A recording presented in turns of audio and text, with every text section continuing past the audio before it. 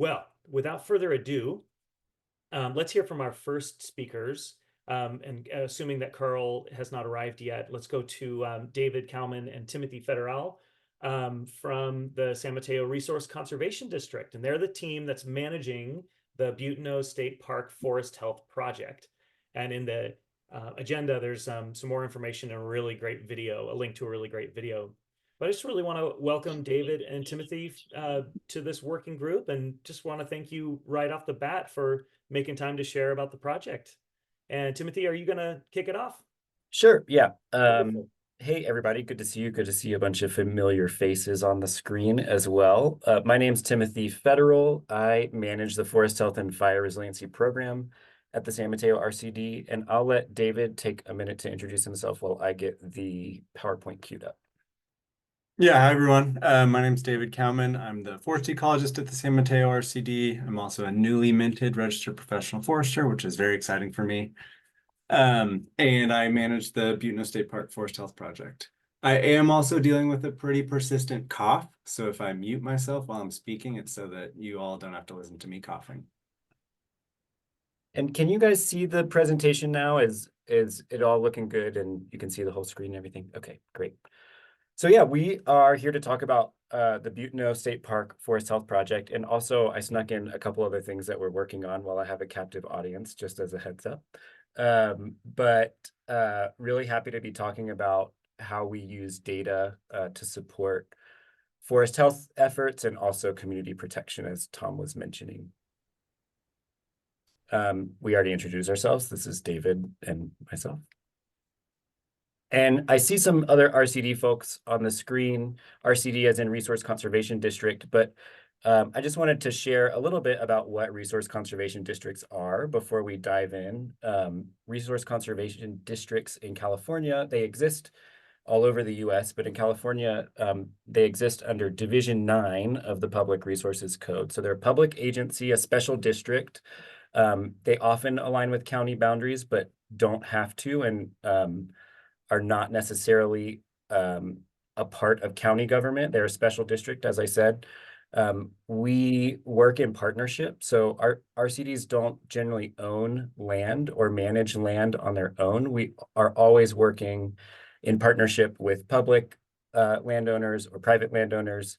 Our specialty is really working across boundaries, so forming partnerships across boundaries and managing projects, implementing, planning, developing, managing projects that at a landscape scale. At least in our program, that's one of our goals, is landscape scale forest health and fire resiliency work. Our RCD has 5 program areas. So we're obviously talking about forest health and fire resiliency now, but none of these program areas are mutually exclusive. There's obviously wildlife and water in forests, and a lot of the work that we do has co-benefits. So forest health work can benefit wildlife, it can benefit water storage, it can benefit folks that live in and out of the forest. So a lot of the work that we do isn't really siloed within these program areas. These are just kind of our focal areas. Program-wide, we have, through several projects at San Mateo RCD, implemented 733 acres of forest health or fire resiliency work since 2019. We've got about 600 more acres scheduled over the next 2 years for implementation. I think that's a little bit of a conservative estimate as well.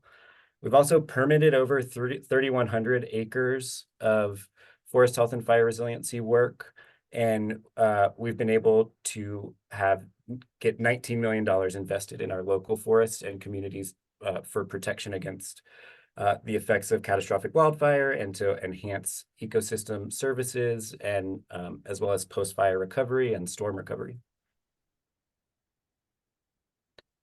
So as we were talking, as Tom was mentioning earlier, forest health work and fire resiliency work really have 2 main goals that drive a lot of the projects that we do. So number 1 goal is healthy ecosystems. This is a list of projects that that are either underway, in planning, or have been completed in San Mateo County, focused on healthy ecosystems as they relate to forests and fire resiliency.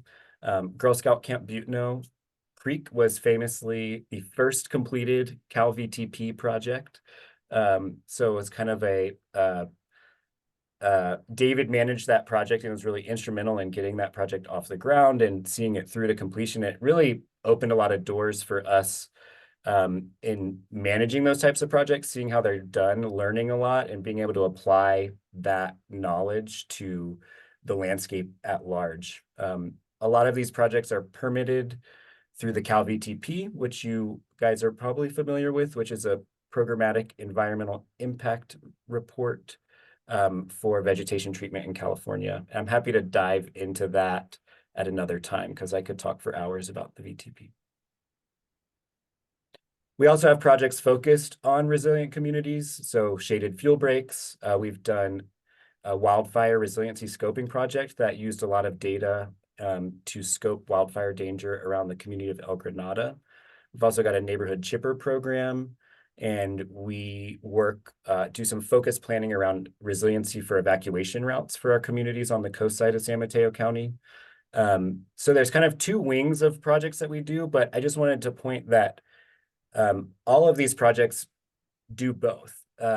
Improving the ecosystem in Butano State Park and reducing the risk of catastrophic wildfire does have the benefit of protecting communities in and around Butano State Park, and vice versa. Sometimes doing fuel reduction work can protect sensitive habitats or communities from the effects of catastrophic wildfire. So there's a lot of crossover between resilient communities and healthy ecosystems and the project work that we do.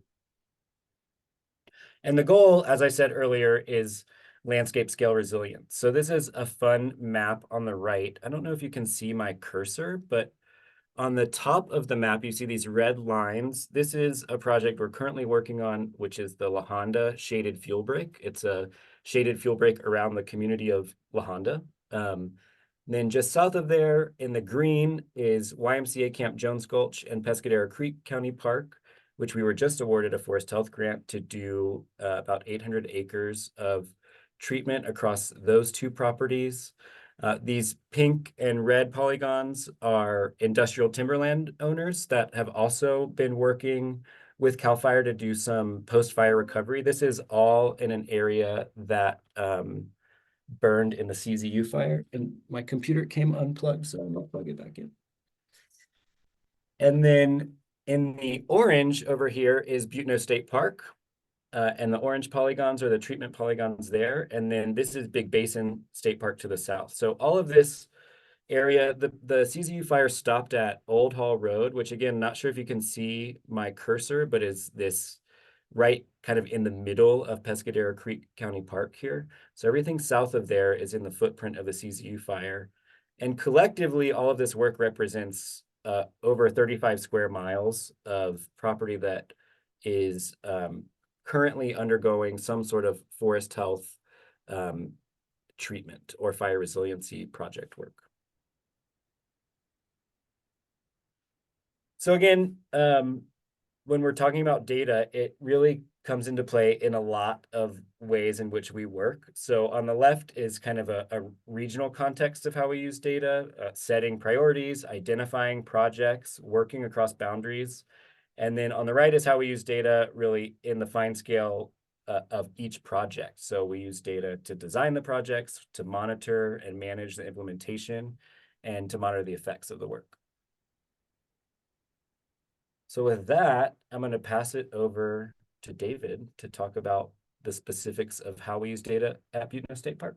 Yeah, so today I'll be talking about the Butano State Park Forest Health Project, and more broadly, how we used mapping and data to help design the project. I do have 2 points of disclosure before I begin. One, our wonderful consultants at Audit Resource Consulting prepared most of the maps that you're about to see. I did not prepare them. And then two, I'm not a huge data person. I use data, I can talk about it sometimes, but I'm not great at talking about it technically. So if I make any mistakes, that's why. Next slide, please. So for a very brief intro into the project, since we'll be going into more depth in May, I'll keep it pretty high level at this point. The Butano State Park Forest Health Project is funded Well, I'm also seeing that there's maybe some issues with the PowerPoint. Maybe that's just on my end. But it's funded by 2 CAL FIRE Forest Health grants, one from 2019 for planning and permitting, and then another from 2021 for permitting and implementation. It was approved under the California Vegetation Treatment Program, Programmatic Environmental Impact Report, for CEQA compliance, and the San Mateo County Forest Health and Fire Resilience Public Works Plan for Coastal Act compliance. Again, we could go into great depths about those two kind of permitting vehicles at a later time if anyone's interested. There are 2,100 acres of total treatments proposed for the park or for the project over the next 10 or so years. But currently around 450 acres are planned for immediate implementation. Primarily understory mastication, hand thinning to create prescribed fire control lines, and then targeted removal of Douglas firs for oak woodland and meadow restoration. We began implementation of the first phase of the project in May of 2023, and we're hoping to wrap it all up by this fall of 2024. We've done about 270 acres since last May, and we have about 180 left or so. I'll be talking pretty broadly about some of the key data sets and information we use to plan projects, and primarily using Butano as an example. Next slide, please. Thanks, David. And yeah, I see the formatting issue, and full disclosure, I saved this PowerPoint from SharePoint to my computer so I could screen share without lagging. And I think some of the formatting might have got messed up. So this might be a surprise adventure for us as we go from slide to slide. This one looks pretty good. Okay, so the first step in planning any forest management project for us is understanding the biological considerations of the property. This is typically done via a site visit, or realistically a series of a lot of site visits. But the locations of these visits or the areas you inspect can be pretty heavily influenced by a desktop analysis or some desktop GIS review of the biological features on the property. So at Butano State Park, about 2/3 of the park burned during the CZU Lightning Complex fire. And looking at past disturbance history helps inform us on treatments, oftentimes by veg community. So in this situation, assessing the varied burn severity within the park and then comparing it to plant communities within the park can help inform what treatments you propose and under what timelines. If I had cursor access right now, I'd point out the 2 red circles on both maps. The area in the red circle on the left burned at a moderate to a high burn severity. It's also composed it was composed primarily of chaparral plant communities like glossy leaf manzanita, knobcone pine, and golden chinkapin. These communities all rely on high intensity fire every kind of 50 to 100 years, so very infrequently. And because they burned at such a high intensity 3 years ago, from an ecological perspective, there's no value in us treating them with this round of treatments. Next slide, please. So let's say you've looked at the biological information for your property, you have a plan for what treatments you'd like to do. The next step for us is to figure out how to do them and what pieces of equipment or what kind of tactics we will do them with. The number one factor I consider is access of crews, access of vehicles, access for heavy equipment, all sorts of access. Obviously, roads and trails data is important, but oftentimes projects are occurring off roads and trails, in which case slope and LiDAR data, or LiDAR and all its derivatives, are crucial to determining access. A slope layer allows you to determine what pieces of equipment can go where. For instance, a typical piece of tracked equipment can usually operate pretty comfortable on 35% slopes. And by tracked equipment, I mean like a skid steer or an excavator or a piece of heavy equipment like that. And then they can operate on straight lines up to about 50% slopes. So for example, we'll use slope maps like the one on the left to help stitch together different treatment areas. The map on the left, everything that's kind of in that greenish color is 0 to 10% slope. Everything that's orange and red is kind of 30 to 40% slope, and then yellow is somewhere in the middle. And then gray is over 40% slope. So for instance, if we wanted to install a fuel break on this property, using mechanized equipment, we'll search for continuous operable slopes in that kind of 0 to 40% range to try to stitch together different areas. So that big star on the top left is an access road, and that star on the bottom right is another access road.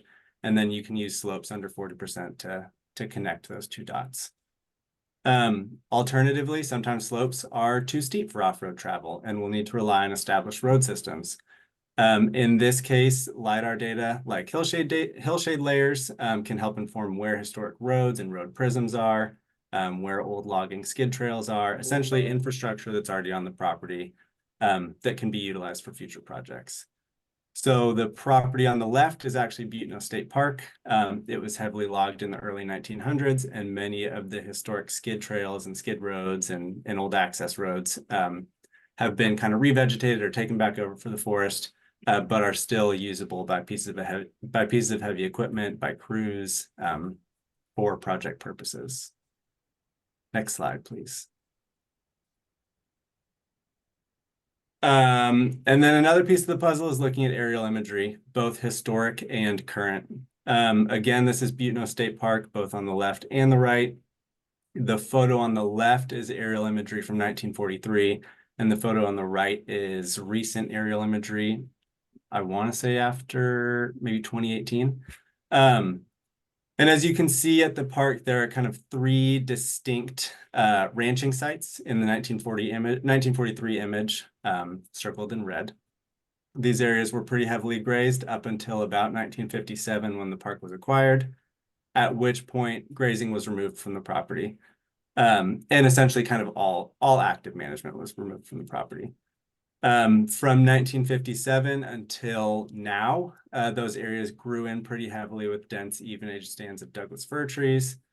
And the oaks that you can't see from this image, but are there, that kind of previously dotted that landscape, are quickly getting swallowed up by these Douglas fir trees.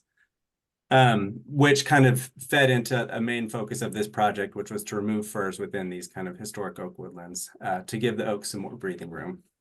We have aerial imagery, I think, back to 1931 that has those same mature oaks still kind of standing there proudly.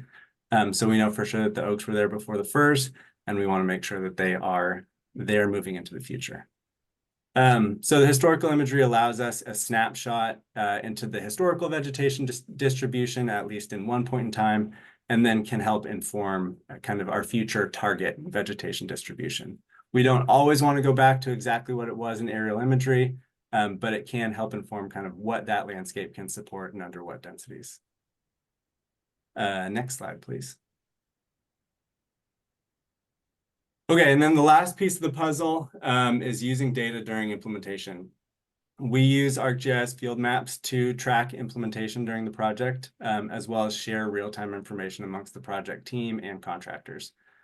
So a lot of times our consulting biologists will have access to our ArcGIS field maps, our CD staff, our licensed timber operators and kind of veg management staff, nesting bird surveys. Essentially anybody who touches the project usually has access to our field maps database. We track nesting bird surveys, we track treatment progress, access, hazards, historical resources, daily crew check-ins and checklists, unstable slopes. Essentially any piece of information that is collected on the ground ends up in field maps. This screenshot is intentionally a little bit overwhelming. I basically turned on every layer that we had, except for a few. But basically it highlights the amount of information that we are collecting and sharing on a continuous basis during project implementation. This helps with both communicating amongst the project team, like I said, and contractors, but it also serves as kind of like a record database for us. We can go back and look at what areas were surveyed when, what was seen on the ground, what decisions were made and when. It allows us to keep track of essentially everything that happens on the property during project implementation. That's all I have for you guys today. Again, in May, we're going to be going a lot more in depth into this project. So I wanted to keep it pretty high level and focus on kind of the data that we're using. So I'll pass back to Timothy at this point. Yeah, I'm going to throw it back to you and ask you to talk about the white polygons on this map. Oh, yes. The white polygons are marbled murrelet habitat buffers. Butano State Park at one point was a big marbled murrelet flyway. It actually still is, even post-fire. And so we will use existing kind of old growth redwood layers to help inform that habitat, but we will also use canopy height models to help identify kind of patches of old growth or patches of potential marbled murrelet habitat that weren't necessarily mapped beforehand. So those white buffers are 330-foot buffers off of occupied habitat. Thanks.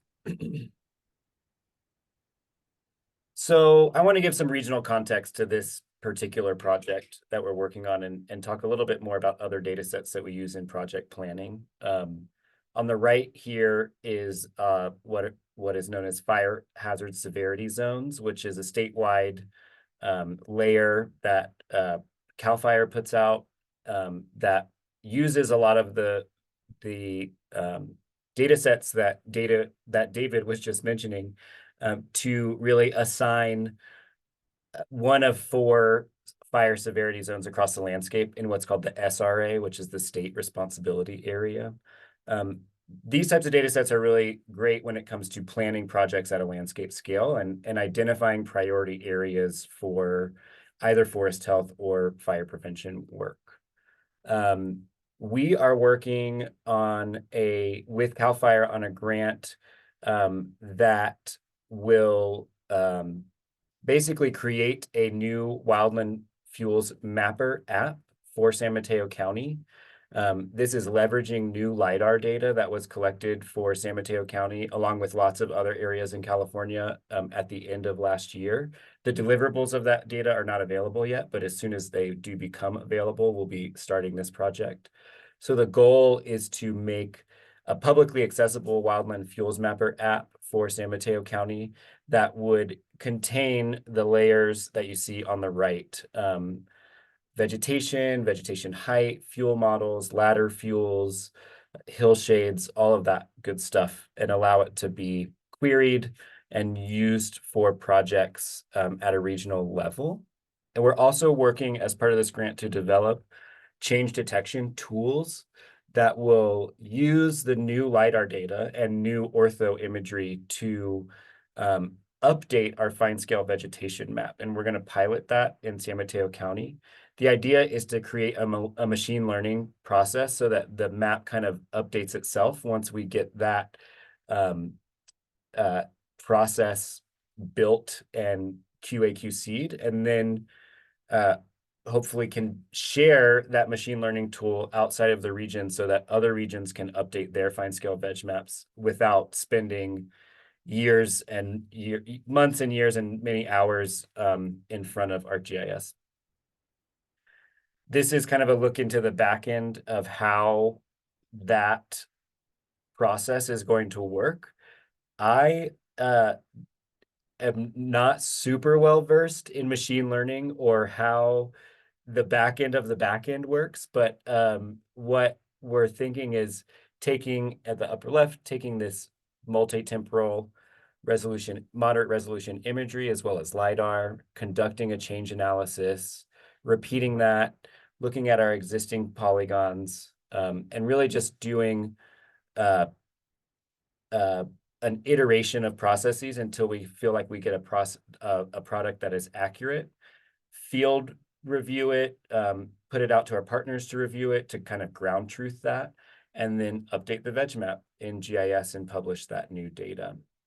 The timeline for this project it'll probably happen over the next 2 to 3 years once we get the deliverables of that new LiDAR data. And then also shout out to our Coastal Conservancy folks on the call. We are working with the Coastal Conservancy RCD of Santa Cruz and the Santa Cruz Mountain Stewardship Network, as well as a lot of partners outside of the stewardship network, fire safe councils, local fire departments, Department of Emergency Management, to develop a regional priority plan for the Santa Cruz Mountains.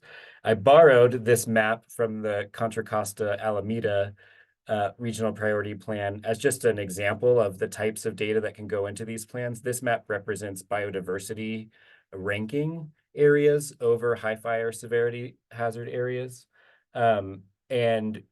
Really these plans, these planning efforts take into account a lot of the data sets that we were mentioning earlier for the forest health projects. They do landscape assessment, they look at geography, management history, so much more when it comes to mapping out where our efforts might be the most successful or the most useful at protecting ecosystems and communities against wildfire, and also enhancing ecosystem services within forests.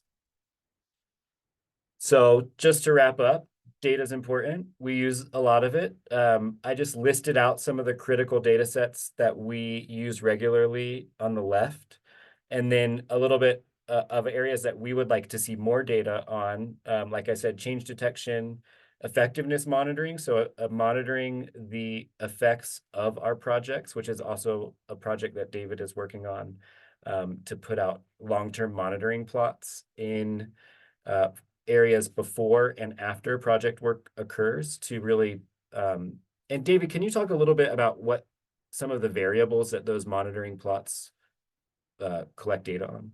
Yeah, so the Santa Cruz Mountain Stewardship Network for the last kind of year or so has been developing kind of a pilot set of monitoring protocols to monitor forest management projects. So it collects a lot of the basic data like stand density, stand composition, understory floristic composition. It captures some bird data, presence, absence of different bird species. Mostly like the basic level information you'd want for forest management projects. So the pilot protocols have been developed, and we are currently working with UC Cooperative Extension and a whole host of other partners, state parks, county parks, a bunch of people who I'm going to forget to name, so I'm going to stop naming them all, to apply for a CAL FIRE Forest Health Research Grant, which is actually due tomorrow.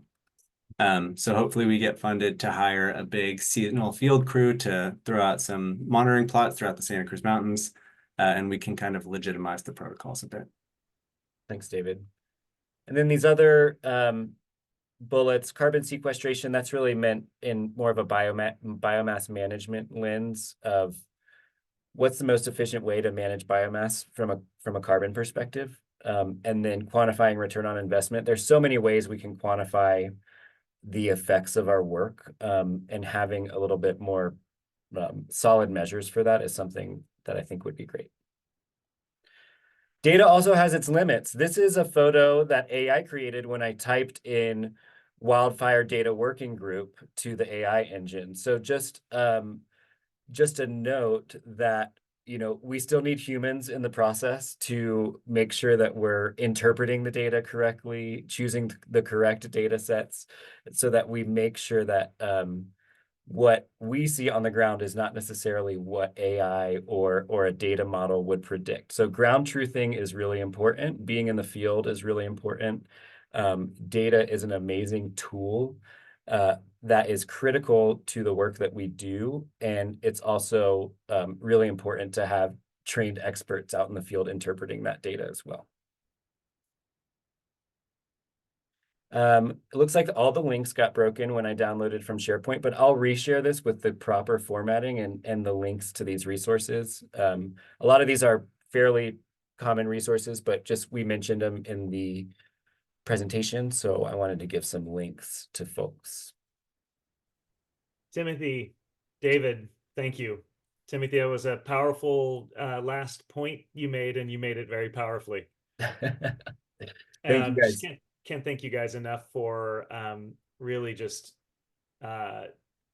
taking the ask here to, you know, put on your data lenses and look at your project through that sort of narrow lens, and just can't thank you enough. This was tremendously valuable, and I'm glad we're recording it. So thank you both.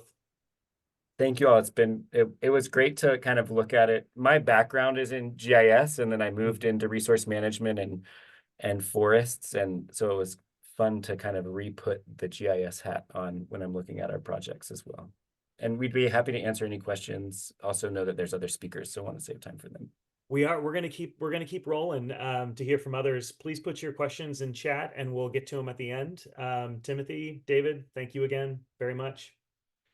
Awesome. We're now going to hear from Marin Water. So we just went from obviously a lot of people involved with the Butano project, being led by an RCD. Timothy described what an RCD is. We're going to a resource agency now in the North Bay. And we're joined by Sean Horn, and maybe Carl Sanders from Marin, or do we just have Carl? Or do we just have Sean? Just me, Tom. Carl didn't make it. Well, we're happy to have you, Sean, and we'll get Carl at another time. Sean, thank you so much for making the time to tell us about Marin Water's work to essentially take care of the watershed. You guys do a host of different types of management. To call it all, forest health is probably minimizing it, but thanks again for taking the charge here and talking to us about your forest health projects. So take it away, Sean. Thanks again. All right. Thanks. Let me share the presentation we got for you. You bet.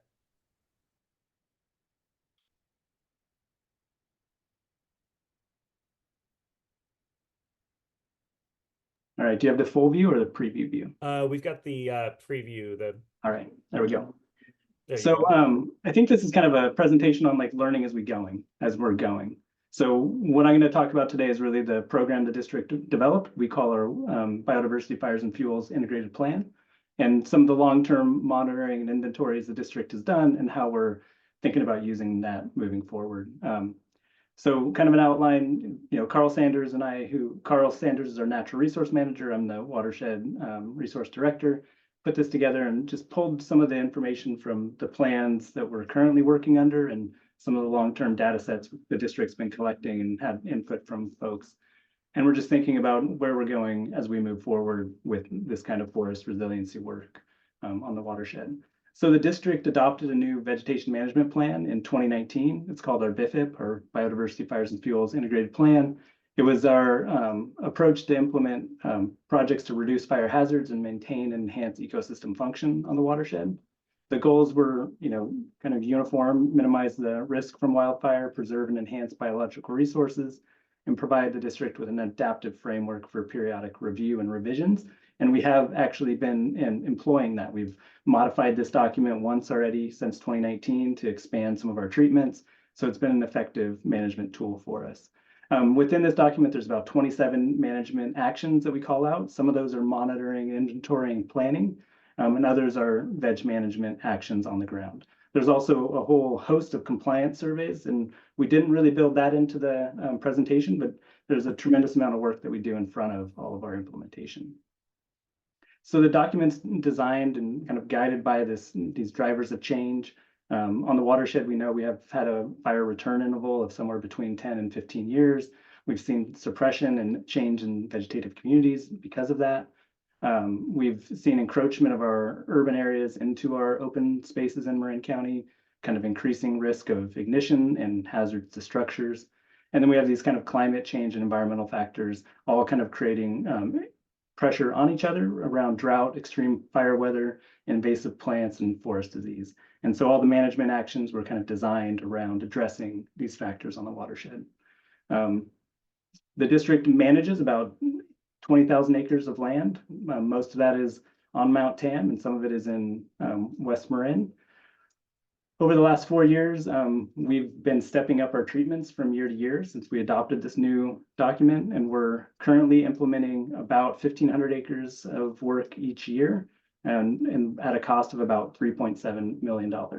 And that includes our compliance work, and then our management actions kind of vary based on the treatment type that we're laying out. Some of it is invasive management, doing a lot of broom management. We're not using herbicides, so it's all manual removal. And then we're doing forest restoration treatments, whether it be removing Douglas fir that's encroaching into grasslands or oak woodlands, trying to address sudden oak death on the watershed, and addressing other issues that we see. We've gotten a lot of generous funding from various agencies, including Coastal Conservancy, CAL FIRE, and Wildlife Conservation Board to move this work forward. And we've been collaborating with the OneTAM, the network of land managers here in Marin, which is national parks, state parks, county parks, and the Golden Gate National Parks Conservancy on some of these grants and on some of the documents that are guiding this work as well. So kind of starting with some of the natural resource data that we use, we kind of divided into two just for the presentation, talk a little bit about the vegetation data that we've got that helps inform our work, and then some of the long-term data sets we have around wildlife and how we're using those. So I know that the Conservancy, Golden Gate National Parks Conservancies presented the OneTAM Forest Health Strategy to this group before. That fine-scale vegetation map has been really meaningful. It's really rich data set, and it's helped us look at our landscape in different ways. And I'll just provide a couple examples of how we've been able to look at that to help guide treatments on the ground. Some of it, we've seen changes in grasslands. We know we've lost 40 to 50% of the grasslands over time on the watershed, in part to encroachment of Douglas fir, absence of fire. And so some of our treatments are designed to address this encroachment, and we're kind of prioritizing these grassland areas for the protection of those regions. Also map sudden oak death through a GIS analysis looking at canopy gaps. We've seen change over time, and we're trying to address certain parts of the watershed. We're probably not going to touch all of the watershed over time, but this is helping us prioritize where we do treatments from year to year. In addition to sudden oak death, we've been working with the consultant to sample for other pathogens. So specifically within the areas that we're going to go do treatments, we're sampling to help inform some of the best management practices we're applying while we're doing that work, specifically around cleaning of equipment and trying to keep it high hygiene so that we don't spread pathogens like Phytophthora cinnamomi to other parts of the watershed, which we've been able to map. And so that's been helpful in terms of informing how our crews are doing the work and which treatment types we apply to different parts of the watershed based on the information we gather here. In addition, we have a lot of rare plant mapping that we've done in the past. We've done inventories, but we're also doing project-specific compliance and mapping areas that we've found rare plants and then documenting those as avoidance areas as we do the work. And then this is feeding into our long-term data set to help us understand plants that are on the watershed and what we can build into a long-term monitoring plan over time. As I mentioned, one of the big drivers on the watershed is invasive plants in the form of French broom. We have a significant amount of broom on the watershed, and we're not managing all of it. We have kind of a perimeter control approach, and we're mapping it to help guide that process, really trying to protect those areas that haven't been impacted and trying to reduce the spread of it into other parts of the watershed. In addition to broom, we have other invasive plants that kind of have been listed as priorities that we're surveying for on all of our roads and our trails. We work with our one-TAM partners to do some of this survey work, and where it can be managed on site by small crews, it's done. And where it needs additional attention, that data is kind of brought back to the district and informs our contract crews and where they go and do weed treatments on the watershed. Now, our last veg plan was in 1994, and then we adopted a new one in 2019. As part of that transitional period between the two documents, we were looking at how to address the impact of sudden oak death on the watershed, and we collaborated with Cal Poly and UC Davis to do a pilot project to look at treatment types that could be applied in these various forest conditions and different approaches we could take. Through that, we also had some monitoring going on around water yield and soil moisture, as well as carbon storage. And some of that carbon storage monitoring is continuing at 5-year intervals. And it's provided us some baseline information around the treatments and helped us understand kind of ways that we could, do this from a cost perspective, and also look at different methods for reducing the potential impact of that work on the landscape, and also understand the ecosystem benefits of that work over time. So this is kind of treatments that we applied before we moved into our formal updated plan. But I think it was a good lesson in terms of using a pilot program to kind of gather information and inform your long-term treatment approaches. Now, as we've been scaling out our forest resiliency treatments on the watershed, we've started to integrate understory monitoring. And so this is something that our staff is doing in the field, really collecting information of plant communities and the understory that are coming up after we've done treatments. And we are seeing kind of dominant native species. We are seeing some of the weeds that we see elsewhere come in, but not in a way that's telling us there's a tremendous impact from those treatments.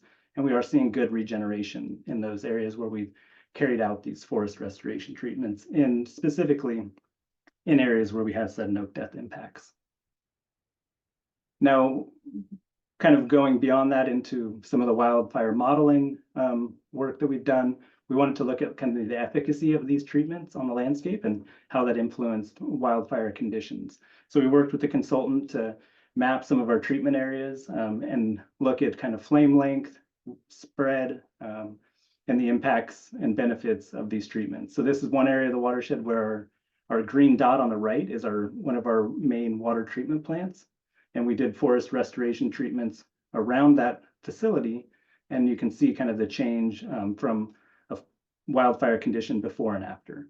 And this was not kind of telling us, for sure this is how it's going to happen when a fire comes through the landscape, but it is giving us an understanding that these treatments are influencing the structure of the fuels within the forest that we're treating in a positive way. We did this also in our Potrero Meadows as part of a pilot project that we did with funding from the Coastal Conservancy as we were working on the forest health strategy with the Golden Gate National Parks Conservancy, finding kind of similar conditions in terms of rate of spread with fire before and after treatments. And that kind of red zone in the middle is a meadow, so it didn't change much because we didn't do any treatments there. And then this is another example of flame length and how that changes pre and post treatment on the landscape. So there's a tremendous amount of wildlife data that the district collects on the watershed. We've been doing this for many years with Point Blue and others. And some of that's just kind of becoming baseline information, and we're learning how to use that as we move forward and do more treatments on the landscape and how we can kind of modify these monitoring efforts to help inform our understanding of the biology. One of those is the long-term land bird surveys we've been doing with Point Blue. They've been doing transects on the watershed since the 90s. And we're starting to work with them now to see where those transects overlap with some of our treatment areas and to see if we can see any change in bird activity within those treatment zones compared to untreated parts of the watershed. In addition to that, this is kind of the overlay that we're doing, looking at our treatments. And this is the first year we're doing this, so we'll see what it comes out with and if there's any change and how long we carry that forward. Additionally, with Point Blue, we do northern spotted owl monitoring from year to year. We've documented nesting and reproductive success through that activity. And this is really helpful in just understanding, do our treatments, do our activities in our operations have an impact on owls, and how can we develop buffer zones to avoid nesting areas when we're doing this work in nesting season. So that's a really important study that or monitoring effort that we do on an annual basis. Similarly, at Kent Lake, we do osprey monitoring, specifically looking at success of nesting in that area. And we have seen bald eagles move into that zone and osprey expand outside of Kent Lake. So we've seen this kind of trend of they probably peaked at a certain period and they're going down in terms of their nesting, but regionally they're doing better than they have been in the past. And then yellow-legged frog monitoring is another activity that we do in the Big Carson and Little Carson Creek zones of the watershed, not really overlapping with a lot of our veg work, but we have informed some like special projects to improve breeding habitat that's wrapped into our veg program as well. And all of this kind of monitoring that we're doing is kind of feeding up into this One TAM collaborative and this measuring the health of the mountain. There's a new report coming out this year. And this is really giving us a baseline and long-term understanding of the mountain and beyond just Marin Waters land, but encompassing all the One TAM partners land and the data sets that they're collecting. So kind of a couple takeaways, and we didn't build this out too far because I'm sure folks in this room have a lot of thoughts on how data can be used to inform adaptive management. But really the fire modeling is just helping us understand and refine our treatments and where we're placing them on the landscape. There's a lot of thought into how we can divide this landscape in a way with treatments and reservoirs to have kind of operational units or pods that could be managed during a wildfire. So there's a lot of thinking around that and using that information. Long-term data sets that we're collecting provide a kind of baseline for comparison over time. The land bird monitoring and this kind of step into using that to look at treatments is a new space for us, and we're learning with Point Blue as we go into that. And then just the value of the cross-jurisdictional relationships. I don't think we can say enough about. It's been one of the things that's driving a lot of our grant applications, our success, and our understanding of the work we're doing through that collaboration. So that's all we've got for you, Tom. Appreciate everyone's time, and if there's any questions, happy to answer those. Wonderful. I know we've got a few questions in the chat that we'll get to in a little bit, Sean, but thank you so much for this incredible primer on what Marin Water's doing. So thank you. And also thanks to Carl. And also for you, Sean, thanks for your service on the Together Bay Area Board of Directors. It's wonderful to have you and your perspective on the board. Let's keep rolling along. Next, we're going to hear from Stephen Harrington from Santa Clara County Fire Safe Council.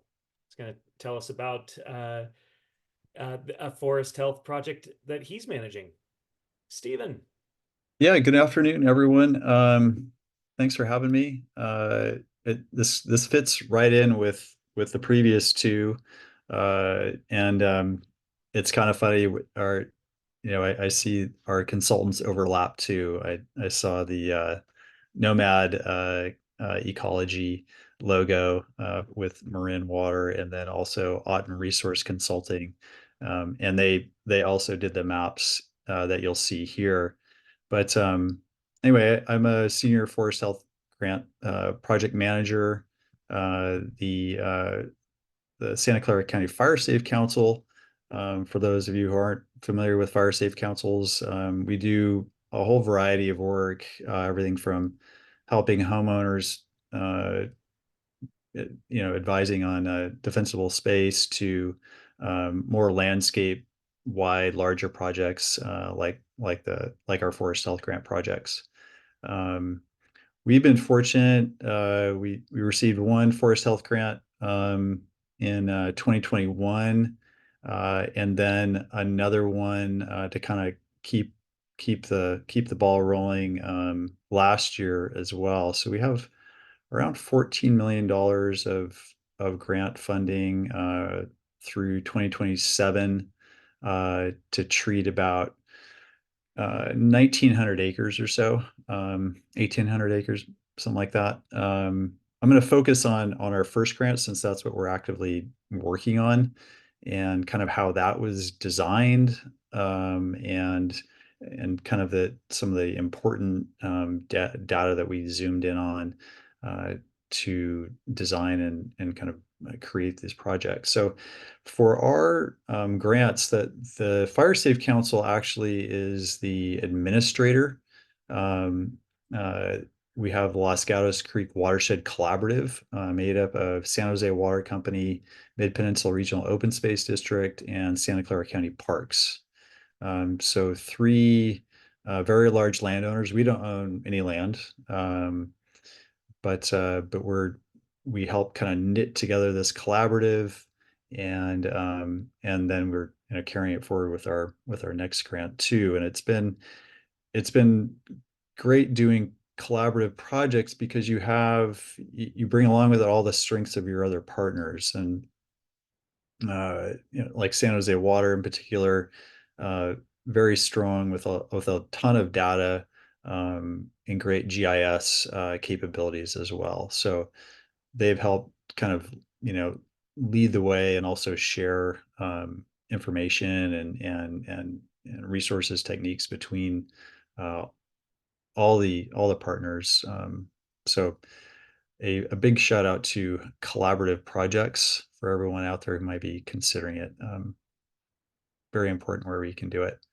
The treatments, I won't do that too much. I think we're pretty familiar probably with the forest health treatments, but generally, removing small trees, leaving our natives and promoting some of, especially like the hardwoods. It's a recurring theme today of oaks versus, or maybe everything versus Douglas fir, and broom, and those keep coming up, and it's the same thing in our neck of the woods too. And all in with the goal of establishing these healthier, more resilient, kind of fire adapted ecosystems. For our and I have kind of broken out here too with the Santa Clara County Parks, Mid-Penn, San Jose Water, and then Santa Clara County Fire Safe Council. We're working with a private landowner to treat about 40 acres. But yeah, David and the San Mateo RCD, they're right up here doing work. So we're just next door. And our project area kind of spans across, it's the Los Gatos Creek watershed, but really also includes Saratoga Creek and a couple other smaller ones up here, even north of Castle Rock State Park. The yellow areas are all the treatment areas, and the dark green is Santa Clara County Parks. Light green is Mid-Penn, and then the medium green color is San Jose Water Company. So you can see that these landowners, I mean, we're working across a watershed of, in excess of 55,000 acres. So, for us, plenty of places to treat, plenty of overgrown forests that need attention. But where do you begin? Where do you focus your resources? And for us, thinking about fire and how it would move through the watershed was a driving factor. And for this area, we have, let me find my cursor again. The wind is typically flowing, from the northwest and would move up the watershed. This is Summit Road, Highway 17, just for some bearing. And Lexington Reservoir is right in here. So, rivers, roads, and ridge lines is, the three R's of kind of maybe heading off a fire. And that's where we concentrated a lot of our treatment areas in general, and kind of helped us narrow down where we should take a first crack at things. Also using roads, these are project areas along kind of in Loma Prieta area. Lots of dirt roads. And fortunately, with partners like Mid-Penn and San Jose Water, they have a lot of access, which is a recurring theme too, right? So, where can you actually get to a project? Let me flip to this too. So, as one of the previous maps we saw, fire risk. And this map here is, beautifully colored, but this is kind of our project area. Here's Lexington Reservoir. This is, very steep chaparral, high fire risk areas. And obviously wherever we can, we're looking at that, but that's just one factor. So we used fire history information, fuels maps. This is, I think, fire hazard severity zones, community risk maps, topography, connectivity. So how do we make a whole regional area make sense in in how we do these treatments? Is kind of the big picture. And then kind of on the polygon or the micro view, a lot of work goes into figuring out where can we actually access these forested areas, where are waterways. We saw a lot from Marin Water about species. Certainly that's a big concern. We have quite a number of sensitive species. Hazards, even things like metal fences, old buried barbed wire fences have proven to be a big hazard to equipment and people trying to work in those areas. So things like that are all important to collect data on as you put together a project. And then for us too, proximity to other partners. We have the I don't know, sort of the double-edged sword, that there's a lot of opportunities. So it's how do you narrow it down with partners being right next door to each other. So we have, many cases where we've got San Jose Water Company land that abuts Mid-Penn land. So we've kind of tried to meld all that together so it makes sense in a bigger picture. I just wanted to focus on a couple of examples. And this again is from Field Maps, and Otten Resource Consulting did a lot of this work. Field Maps is a fantastic application. And I've also removed, David showed that one that was completely blown up and you could barely see everything. You barely see the map because of all the information that was on it. And I've removed a lot of that too, because there's many layers more. But in this particular instance, we have Bear Creek Redwoods Preserve in Mid-Penn.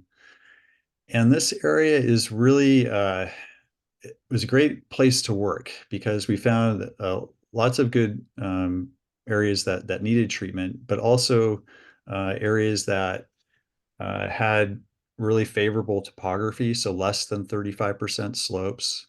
And you can see that here, these kind of lighter brown or brownish areas are steeper slopes. The bright green are areas that we've completed treatments in, and they also coincide with the green of the lesser slopes. And we're able to treat across these kind of ridge lines, but also really take advantage of Mid-Penn's extensive trail and road network. And all these yellow areas are all these yellow trails. They're areas where you could drive a four-wheel drive truck up, which is perfect for accessing with things like a skid steer, masticator, and vehicles like that. But this area, we were able to really take advantage of their already existing trail system and make the project much more efficient that way. Plus, it's also close proximity to Highway 17. The red dots, just for a little piece of trivia, are wood rat nests. Wood rats are alive and well in our project areas. The next example, again, I've taken off a lot of the other information on this map, but this one I thought was interesting because some of the areas, if you see my cursor here, they're green, great slopes, probably great material to treat, but really pretty inaccessible. Steep ravines, waterways that you'd have to cross, things like that. So again, we concentrated our efforts in the shallower slopes, nice proximity to Highway 35, Skyline Boulevard. This is in Santa Clara County Parks. And it makes the treatments much more efficient when you actually get to them, in getting work done, getting equipment in and out. And then also for any kind of follow-up maintenance work, which is a high priority for all of our partners. They can actually get back to the site too. It's not going to be another big trek in most cases to get back to these areas and treat them. So, Stephen, I'm gonna have to jump in here because yeah, I want to make sure people have a chance to ask questions. Is this an okay stopping point? Yeah, I just have one last slide, and I'll take 1 minute just to point out the proximity to landowners has also been a big one for us. And just as a very last example, these green or these red areas are going to be treatment polygons, but we're also working with this landowner right here to treat about 40 acres on their property. So finding once you have a project, finding opportunities to expand it has been a big one for us. But yeah, I'll leave it there. That was good timing. Excellent. Yep. Wonderful. Thank you, Stephen, so much. And thanks to all the presenters. I know I'm coming away with what feels to be a pretty broad spectrum of data applications, and then within that spectrum, there's clearly some hotspots where, regardless of the type of organization or the type of project, there's certain data sets that are they're kind of critical to have. Want to check the chat and see if we have any questions there. And also, while we're looking at that, if anybody just has a burning question, go ahead and take yourself off mute and slide it in right now. And I know Sean had to run.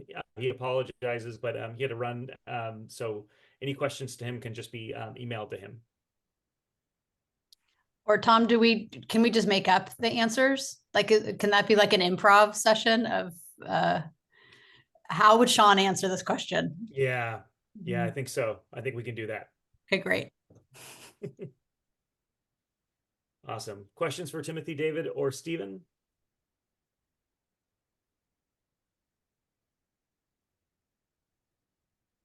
Well, I want to give people a chance.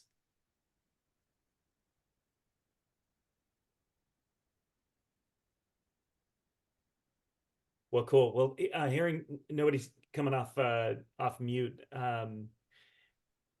maybe just a rapid fire answer from all three of you. There are folks on the call here who are perhaps very interested in helping their organization go for money to secure some money for a forest health project, get that sort of type of project going in their organization. What is the number one thing that you think they should have getting ready to maybe submit a grant, but at least just wrapping their brain around what's possible in their region, in their portfolio of lands, for instance? What's the thing they got to have and start working to get right now? Timothy, rapid fire, what do you think? I think as Stephen was saying, effective partnerships is really and building strong relationships with landowners, with regulators, with grantors is really important in advancing the work that you're doing. Excellent. I hope I didn't steal your answer, Stephen. You kind of did, but it is a really important one. Good partners can make all the difference. Yeah, it's hard to overstate that. I would also say a good plan for CEQA compliance. The Cal VTP PSA should be well versed in that. David, anything to add? The feedback we got on our latest forest health grant is that they liked that we connected it to previous funded forest health projects throughout the region. Their forest health grant specifically is very landscape scale focused, so they're kind of looking for large treatment areas, a relatively low cost per acre, and then connection to projects that are already completed or being planned. Excellent. Thank you all.